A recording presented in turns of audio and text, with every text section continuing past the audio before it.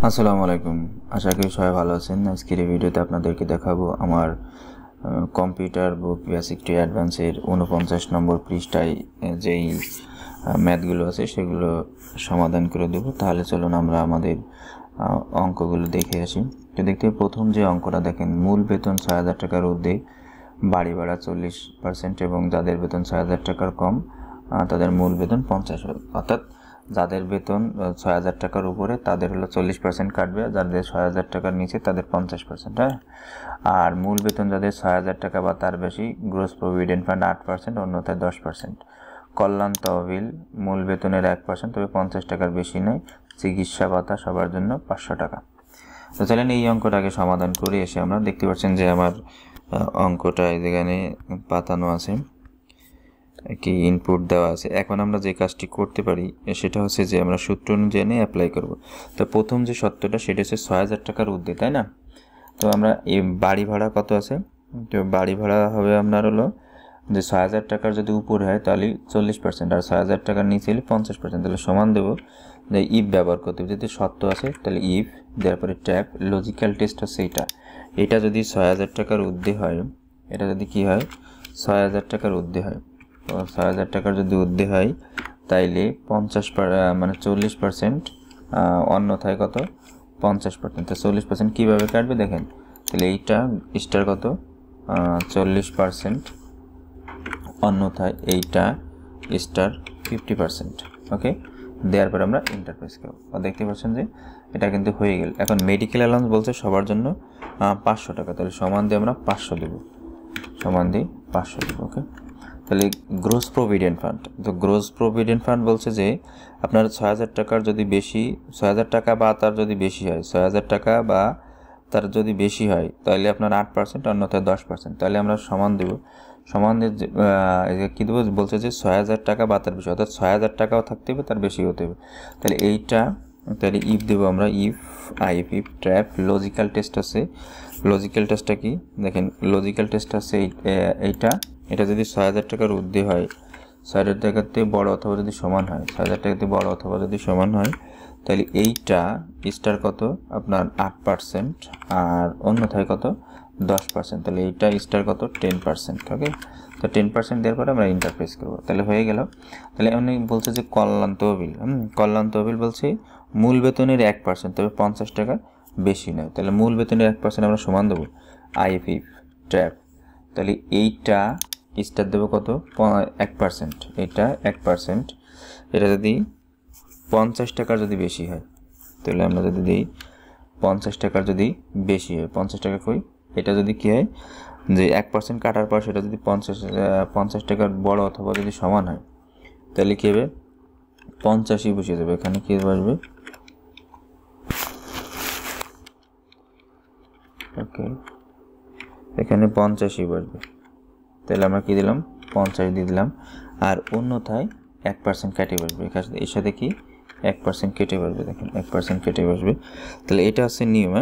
দেওয়ার পরে আমরা ইন্টারপ্রেস করলাম, তো ইন্টারপ্রেস করলাম। ওকে, টোটালটা কী হবে, এখন টোটালটা বের করার সময় একটু নিয়ম ফলো করতে, সেটা হচ্ছে আমরা সমান দেবো। সমান দেওয়ার পরে তো এইটা যোগ এইটা যোগ এইটা, আর এই দুইটা হচ্ছে আপনার বেতন থেকে কেটে নেবে, এই জন্য মাইনাস এইটা মাইনাস এইটা। দেওয়ার পরে আমি ইন্টারপ্রেস করতে, আমার হোমওয়ার্ক হয়ে গেল। এখন আমি এটাকে এরকম সিলেক্ট করে জাস্ট এখানে কর্নারে এসে আমি কী করব, প্লাস বাটন ডাবল ক্লিক করব। দেখতে পাচ্ছেন এটা কিন্তু অটোমেটিক কিন্তু আমার ফিল্ড হ্যান্ডেল এই জায়গায় কিন্তু অটোমেটিক কিন্তু 40 আসছে। কারণ কি, এটা যদি আমি 1% কাটি তাহলে 50 টাকা হয় না, 50 টাকার কম হয়, এই জন্য অটোমেটিক 1% কেটে কিন্তু বসে গেছে। বাকিগুলো কিন্তু আপনার 1%ই কাটছে। হ্যাঁ, তো এরপরের যে ম্যাথটা সেটা হচ্ছে যেটা যারা কোয়ার্টারে থাকে তাদের বেতন একরকম হবে, আর যারা কোয়ার্টারে থাকে না তাদের বেতন আর এক রকম হবে। দেখেন এদিকে প্রশ্নটা কি আছে, দেখেন বলছে যে তোমাকে বলা হলো যারা কোয়ার্টারে থাকে তাদের বেতন কত এবং যারা থাকে না তাদের বেতন কত বের করে দাও। তাহলে নিচের মতো করে তথ্যগুলো লিখে নিন এবং নিচের ফর্মুলা ব্যবহার করে। তো এটা বলছে মূল বেতন ৬০০০ টাকা বা তার সমান হলে এত টাকা, চিকিৎসা ভাতা সবার জন্য এত, সবার জন্য এত, বিএফ এত, টাকা এবং অন্যথায় 1% কাটা দেবো। এই আগের সিস্টেম কিন্তু একটা ডিফিকাল্ট, সেটা হচ্ছে যারা কোয়ার্টার থাকে তাদের বেতন কীভাবে বের করবেন এবং যাদের কোয়ার্টার থাকে না তাদের বেতন কীভাবে বের করবেন। তাহলে চলুন আমরা একটু দেখে আসি। তো যাওয়ার পরে আমরা এই যে আসলাম। তো এই জায়গায় সবার জন্য কত, আপনারা যদি সমান দিলাম যে আগের মতোই, তো এটা যদি কী হয় 6000 টাকার থেকে বড় হয় ইফ দিতে হবে। তাহলে ইফ, তো এটা যদি কী হয়, এটা যদি 6000 টাকার থেকে বড় অথবা সমান হয়, তাই না, বড় অথবা কি বড় অথবা সমান হয় কার, 6000 টাকার। ওকে, 6000 টাকা। তাহলে এই যে বেসিক গুণ কত, বেসিক গুণ হচ্ছে আপনার হলো 40%। 40%, তো আগে এটা এরকম করে আসলাম আমরা সেরকমই। তাহলে এটা কত, এটা দেওয়ার পরে আপনি 50% দেবেন, 50% দেওয়ার পরে ইন্টারপ্রাইজ খাবেন। তাহলে হয়ে গেল। মেডিকেল লোন সবার জন্য বলছে এই জায়গায় 500 টাকা, তাহলে আমি 500 টাকা দিয়ে দিলাম। ওকে, ট্যাপ প্রেস করলাম। তাহলে এই জায়গায় সমান দিয়ে 500 দিতে হবে, সমান দিয়ে কী দিতে হবে, 500 না দিলে অনেক সময় অঙ্ক করার সময় একটু ঝামেলা করতে হবে। তাহলে এই জায়গায় gross provident fund, gross provident fund, তো গ্রোস প্রভিডেন্ট ফান্ড, ওকে, গ্রোস প্রভিডেন্ট ফান্ড। হ্যাঁ, তো গ্রোস প্রভিডেন্ট ফান্ড বলছে যে আপনার যদি 6000 টাকার বড় অথবা সমান হয় তাহলে 8%, অন্যথায় 10%। তাহলে আমরা এই যে ম্যাথটা করছি, তাহলে এটাতে আমরা নিয়ে আসি, Ctrl+C দিয়ে কপি, এই জায়গায় আসলাম, আসার পরে পেস্ট করে দিলাম। তো পেস্ট করার পরে এই জায়গায় আমরা করে দেবো কত, 8%, এই জায়গায় করে দিলাম 8%, আর এটারে করে দিলাম কত, 10%, একদম সিম্পল। তো দেওয়ার পরে ইন্টারপ্রেস করলাম, হয়ে গেল সহজেই। তাহলে বিএফ অর্থাৎ কল্যাণ তহবিল, তাই কল্যাণ তহবিল মূল বেতনের 1% কাটতে হবে, তবে 50 টাকার বেশি হবে না, এটাই একই শর্ত।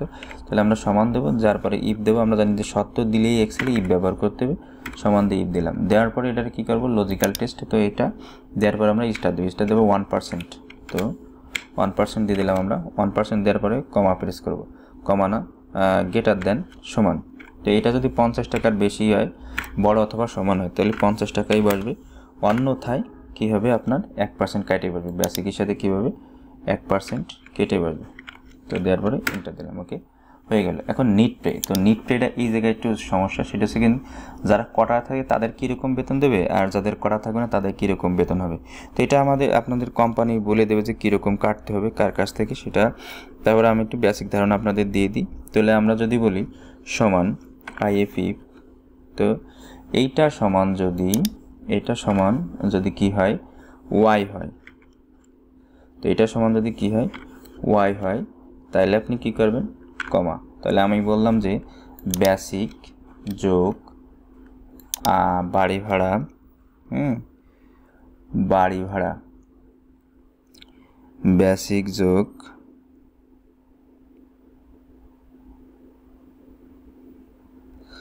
বেসিক যোগ আপনার কত, বেসিক যোগ হচ্ছে আমি দিলাম যে গ্রোস প্রভিডেন্ট ফান্ড, আপনার হলো বেসিক যোগ এইচআর, মানে বাড়ি ভাড়া যারা থাকে না তাদের সিস্টেম আলাদা। তাহলে আমরা কী করলাম, এটা দিব না জায়গা, তাহলে বাড়ি ভাড়াটা তার বেসিক স্যালারি। হ্যাঁ, তো বেসিক স্যালারিটা দিলাম। বেসিক স্যালারি দেওয়ার পরে এখান থেকে আমরা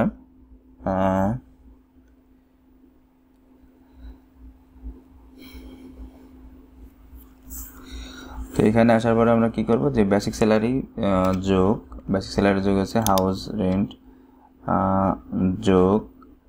যোগ আছে কত, আপনার মেডিকেল অ্যালাউন্স, তো মেডিকেল অ্যালাউন্সে পাবে মেডিকেল অ্যালাউন্স, এবং তার কাছ থেকে কেটে নেওয়া হবে কত, এইটা বিয়োগ কত, যেইটা। হ্যাঁ, তো গ্রোস প্রভিডেন্ট ফান্ড দেওয়ার পরে ইন্টার দিলাম। তো এখন এই যা কথা হচ্ছে কিনা, আর একটা শর্ত হচ্ছে ফল শর্ত রয়েছে, দেওয়ার পরে এখন আমি কি করব, কমা প্রেস করব। কমা প্রেস করার পর যদি ওইটা না হয়, তাহলে এইটা যোগ এই যে মেডিকেল অ্যালাউন্স যোগ না বিয়োগ দিলাম, দেওয়ার পরে এইটা বিয়োগ এইটা। তো এটা প্রত্যেকটার কাছ থেকে কেটে নেবে, শুধু মনে করেন আপনার কর্মের ভিত্তিতে পার্থক্য হতে পারে, এটা আপনাদেরকে কোম্পানি বলে দেবে। দেওয়ার পরে ইন্টার প্রেস করলাম, দেখেন অটোমেটিক কিন্তু চলে আসলো।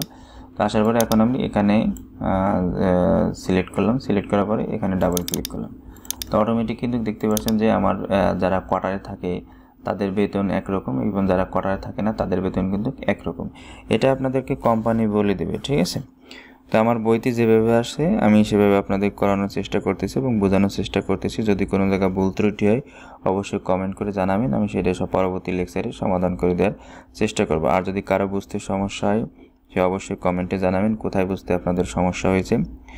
পরবর্তী ভিডিওর আমন্ত্রণ জানিয়ে আজকের ভিডিও এখানে শেষ করছি। আল্লাহ হাফেজ।